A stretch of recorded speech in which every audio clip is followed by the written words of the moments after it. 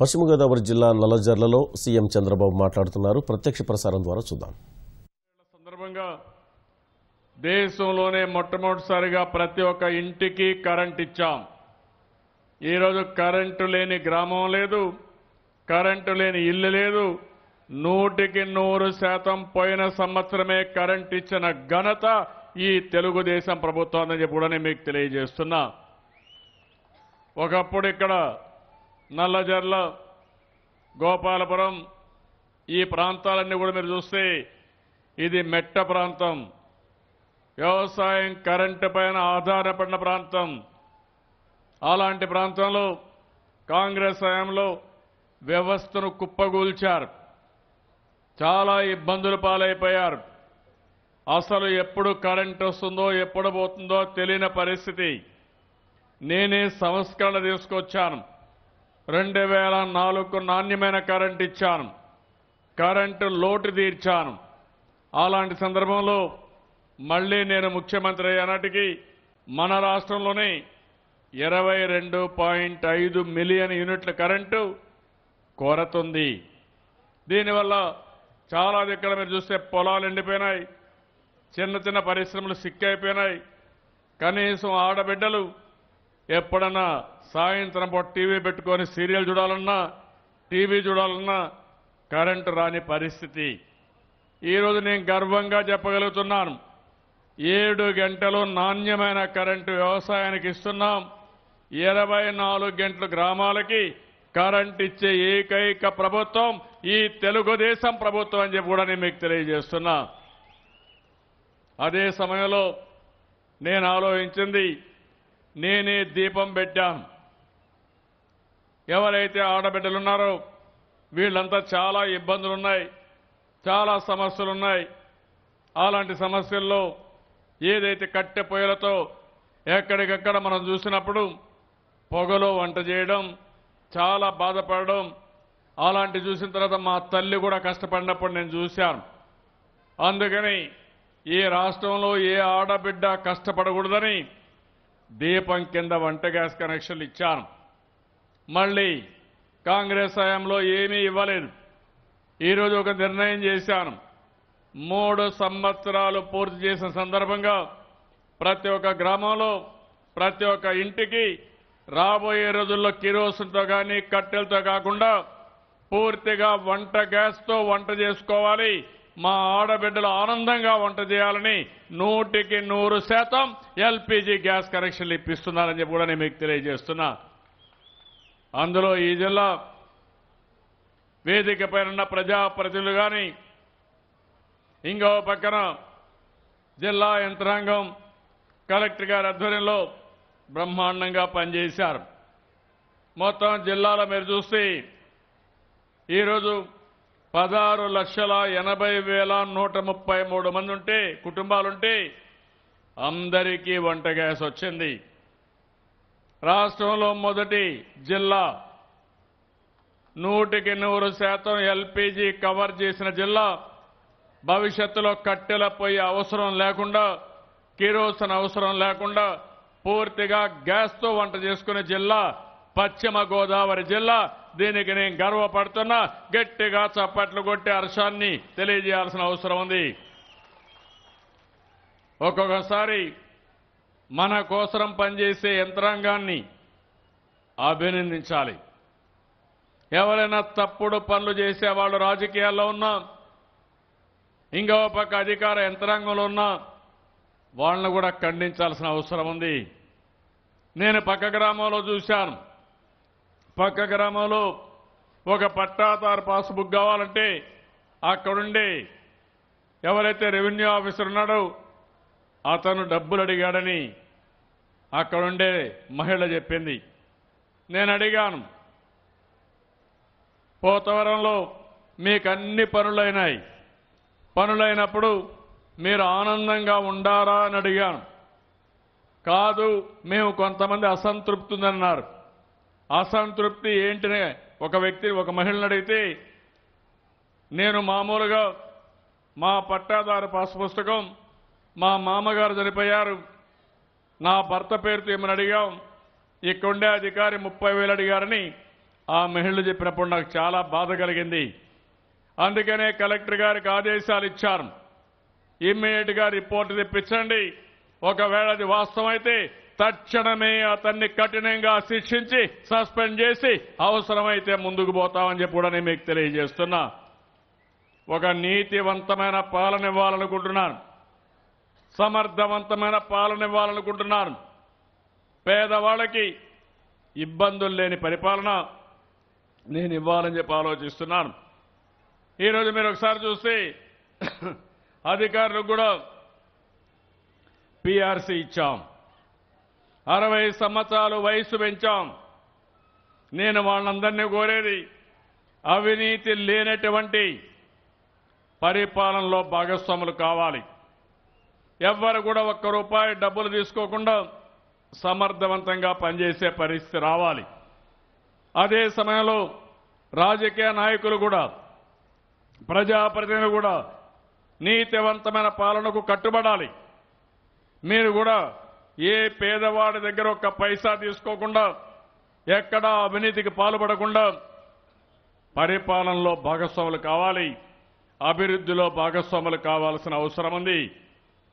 నేను call centre పెట్టాను. 750 మంది పనిచేస్తారు. ఆ 750 మంది మీకు రేషన్ ఇచ్చినా, పింఛన్ ఇచ్చినా, చంద్రన్న బీమా ఇచ్చినా, రెవెన్యూలో సర్టిఫికెట్లు ఇచ్చినా, ఇంటి జాగా ఇల్లు ఇచ్చినా అది కరెక్ట్గా జరుగుతా ఉందా లేదని నా వాయిస్తోనే ఒక మెసేజ్ పంపిస్తాం.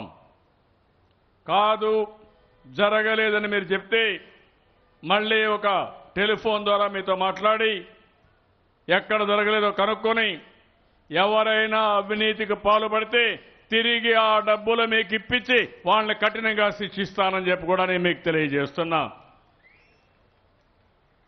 దానికోసం ఒక పటిష్టమైన వ్యవస్థకు శ్రీకారం చుట్టాను. నేను ఒకే ధ్యేయం పెట్టుకున్నాను. ఎన్నో కష్టాల నుంచి మనం వచ్చాం. హేతుబద్ధత లేని విభజన జరిగింది. కట్టుబట్టలతో నెత్తిన అప్పు పెట్టుకుని అమరావతికి వచ్చాం. అప్పటి నుంచే 3 సంవత్సరాలు మీరు చూస్తే కూర్చోవడానికి స్థానం కూడా లేకుండా ఉన్న ప్రశ్నించి బస్సులో నుంచేనే పరిపాలన ప్రారంభించి మిమ్మల్ని ఆనందంగా ఉండాలి, మిమ్మల్ని ఆనందంగా పెట్టాలని ఏ విధంగా కష్టపడాలో కష్టపడి అన్నీ ఇచ్చాను మీకు. అదే సమయంలో నేను ఆలోచించేది భవిష్యత్తులో పేదరికం లేని సమాజం చూడాలనుకుంటున్నాను. కనీస అవసరాలు ఇప్పుడు గ్యాస్ ఉంది. గ్యాస్ జిల్లా అంతా ఇచ్చాం. జూన్ 8వ తారీఖు లోపల రాష్ట్రం మొత్తం గ్యాస్ ఇచ్చి దేశంలోనే మొట్టమొదటిసారిగా 100% గ్యాస్ కనెక్షన్లు ఇచ్చిన జిల్లాగా రాష్ట్రంగా మన రాష్ట్రం ఉంటుంది. అదే సమయంలో ఇంకొక పక్క నాగరిక ప్రపంచంలో మరుగుదొడ్లు కట్టుకోవాలి. ఈరోజు మొట్టమొదటిసారిగా ఈరోజు పశ్చిమ గోదావరి జిల్లాని ఓడిఎఫ్ జిల్లాగా అనౌన్స్ చేస్తున్నాం.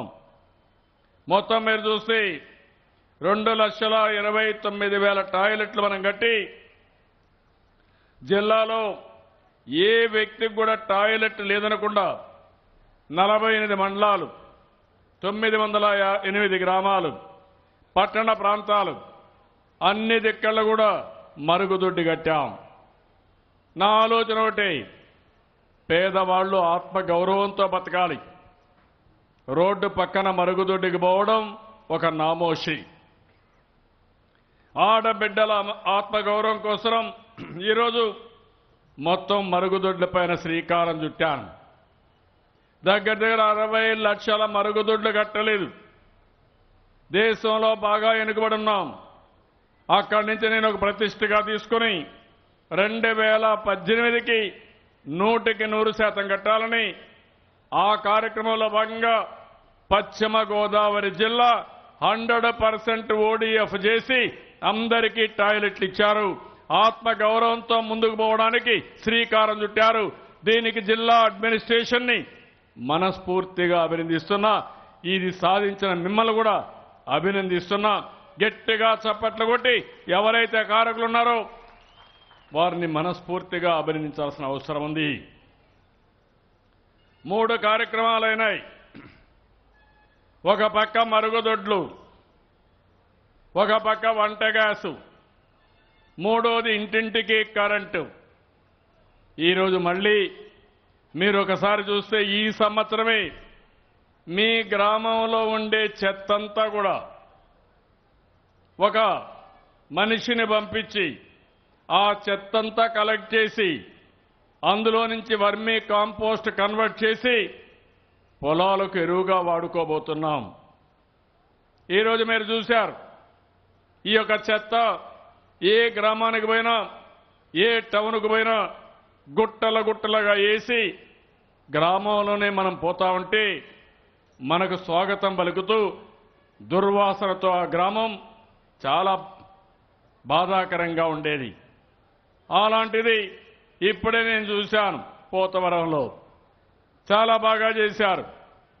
ఏ చెత్త కూడా వర్మీ కాంపోస్ట్గా మార్చడం, అదే మరి అందులో కానీ చెప్పులు కానీ బట్టలు కానీ ప్లాస్టిక్ కానీ ఉంటే వేరువేరుగా దాన్ని సెపరేట్ చేయడం, ఇవన్నీ చేసి మళ్ళీ రీసైక్లింగ్ కోసం మళ్ళీ దాన్ని ఉపయోగించుకోవడం కోసం ఒక కార్యక్రమాన్ని శ్రీకారం చుట్టాం.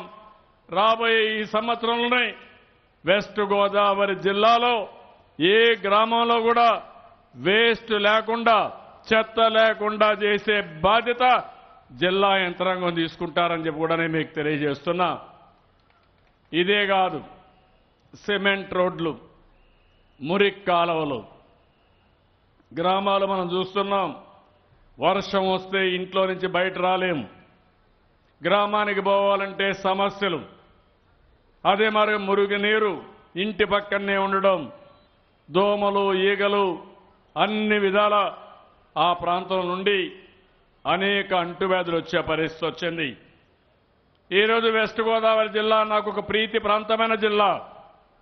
అన్ని ఎమ్మెల్యేలని, అందరి ఎంపీలని, మున్సిపల్ చైర్మన్ని, జిల్లా ప్రజా పరిషత్ ఏదైతే ఉందో అందులో ఉండే జడ్పీటీసీలని, ఎంపీటీసీలని, సర్పంచుల్ని ఏకపక్షంగా గెలిపించిన జిల్లా ఈ పశ్చిమ గోదావరి జిల్లా. నేను ఎంత చేసినా తక్కువే. నా మీద ఒక నమ్మకం పెట్టుకున్నారు. నేనైతేనే సుపరిపాలన ఇవ్వగలుగుతాను, పేదవాళ్లకు న్యాయం జరుగుతుందని మీరు ముందుకొచ్చారు. ఈరోజు మీరు చూస్తే 2 నెలల్లో కరెంటు కొరత తీర్చాను. అదే మాదిరిగా రాష్ట్రంలో మీరు చూస్తే 24,000 కోట్ల రూపాయలు రైతులకు రుణ విముక్తి చేశాను. ఈ జిల్లాలో 1,700 కోట్ల రూపాయలు రుణ విముక్తి చేశాం. అదే మరి ఇంకో పక్కన చూస్తే ప్రతి ఒక్క రైతుకు బెనిఫిట్ వచ్చింది. డాక్రా సంఘాలకి మెంబర్కు 10,000 ఇచ్చాం, 6,000 ఇచ్చాం. ఈ సంవత్సరం మళ్లీ ఇస్తున్నాను. అదే మాదిరిగా మీరు చూసినప్పుడు అనేక సంక్షేమ కార్యక్రమాలు, పేదవాళ్లకు రేషన్ ఇచ్చాం, 5 కేజీలు ఇస్తున్నాం. ఈ సంవత్సరం నుంచి రేషన్ వద్దు, మాకు నగదే కావాలంటే డబ్బులు కూడా ఇవ్వడానికి ఈ ప్రభుత్వం ముందుకు వస్తున్నాం. ఒక కార్యక్రమాన్ని ఏర్పాటు చేస్తున్నాను. అదే మాదిరిగా పింఛన్లు, పెద్ద కొడుకుగా ఉంటారని చెప్పాను, కుటుంబానికి పెద్ద దిక్కుగా ఉంటారని చెప్పాను. మీ పిల్లలు చూసుకోకపోయినా ఉద్యోగస్తులకు ఏ విధంగా జీతాలు వస్తాయో నెలవారీగా 1,000 రూపాయలు పింఛను 47 లక్షల మందికి ఇచ్చిన ఘనత ఈ తెలుగుదేశం ప్రభుత్వాన్ని కూడా నేను మీకు తెలియజేస్తున్నా. అదే కాదు, వికలాంగులకు 500 రూపాయలు ఇస్తున్నాం.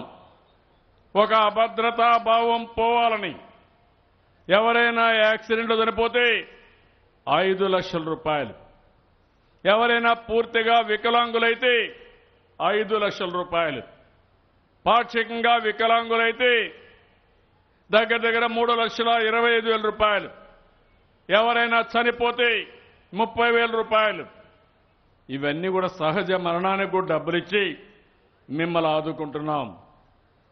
మీ ఖర్చులు తగ్గించాలని, మీ ఆరోగ్య ఖర్చులు తగ్గించాలని ఈరోజు మీరు చూస్తే గర్భిణీ స్త్రీ దగ్గర నుంచి హాస్పిటల్లో డెలివరీ అయితే తల్లి బిడ్డ ఎక్స్ప్రెస్ ద్వారా ఇంటికి పంపించి 6,000 రూపాయలు ఇవ్వడమే కాకుండా ఎన్టీఆర్ కిట్ పిల్లవాళ్ళకు కానీ బసవతారకం కిట్టు గర్భిణీ స్త్రీలకు ఇచ్చి ఏమేం కావాలన్న వస్తువులను కూడా పెట్టి ఇచ్చాం. అదే మరిగా మీ ఆరోగ్యం కోసం ఎన్టీఆర్ వైద్య పరీక్షలు కానీ వైద్య సేవ కానీ ఇంకో పక్క చూస్తే పట్టణ ఆరోగ్య కేంద్రాలు కానీ సంచార వైద్యశాల కానీ అనేకమైన ఇనిషియేటివ్ తీసుకున్నాను. ఇంకో పక్క మీరు చూస్తే ఎవరైనా చనిపోతే వాళ్ళ డెడ్ బాడీ తీసుకుపోవాలంటే ఎక్కువ ఖర్చు అవుతుందని మహాప్రస్థానం అనే కార్యక్రమం పెట్టి నేరుగా మీ ఇంటికే శవాన్ని కూడా తీసుకొచ్చి ఇస్తున్నామంటే 30,000 రూపాయలు ఖర్చులకు ఇస్తున్నామంటే అది ఈ ప్రభుత్వం మీ పట్లుండే అభిమానం, మీ పట్ల ఈ ప్రభుత్వం చూపించినటువంటి శ్రద్ధ. విద్య కోసం కష్టపడుతున్నాం, పేద పిల్లల్ని బాగా చదివిస్తున్నాం, విదేశాలకు పంపిస్తున్నాం. ఎవరైనా విదేశాల్లో చదువుకోవాలంటే 10 లక్షల రూపాయలు ఇచ్చి విదేశాల్లో చదివించిన ఏకైక ప్రభుత్వం ఈ పేద పిల్లల కలల్ని సఫలీకృతం చేసిన ప్రభుత్వం ఈ ప్రభుత్వం. ఎప్పుడు మీరు ఊహించుండరు. పిల్లలు చదువుకున్న తర్వాత ఉద్యోగాల కోసం శిక్షణ కోసం డబ్బులు ఇచ్చాం. షెడ్యూల్ కులాలు షెడ్యూల్ తెగలకు ఇవే కాకుండా 75 యూనిట్ల కరెంటు ఉచితంగా ఇస్తున్నాను. ఎల్ఈడి బల్బులు ఇచ్చాం. మీలో కూడా ఒక ఆలోచన రావాల్సిన అవసరం ఉంది. ఒక పక్క మీ సంక్షేమం కోసం ముందుకు పోయాం. వైద్య ఆరోగ్య ఖర్చులు విద్యా ఆరోగ్యానికి ప్రభుత్వం పెట్టాం. మళ్లీ పని కల్పిస్తున్నాం. కడానని ఒకటి ఆలోచించాను. పేదరికం లేని సమాజం చూడాలని కనీసం ప్రతి ఒక్క కుటుంబం కూడా 20,000 రూపాయలు ఆదాయం సంపాదించే విధానానికి శ్రీకారం చుట్టాలని నేను ఒక కార్యక్రమాన్ని ఏర్పాటు చేసుకున్నాను. ఇవన్నీ కూడా జరగాలంటే పశ్చిమ గోదావరి జిల్లా అన్ని జిల్లాల కంటే ముందుంటుంది. ఈరోజు నేను చాలా కార్యక్రమాలు చూశాను. నాకెంతో ఆనందంగా ఉంది. ఎందుకంటే ఆ రోజు తాటెప్పూడిని నేను తీసుకొచ్చాను. మన నాయకుడు ఎన్టీ రామారావు గారు ముఖ్యమంత్రిగా ఉన్నప్పుడే 2వ పంటకు నీళ్లిచ్చిన ఘనత ఈ జిల్లాలో తెలుగుదేశం పార్టీకి దక్కింది.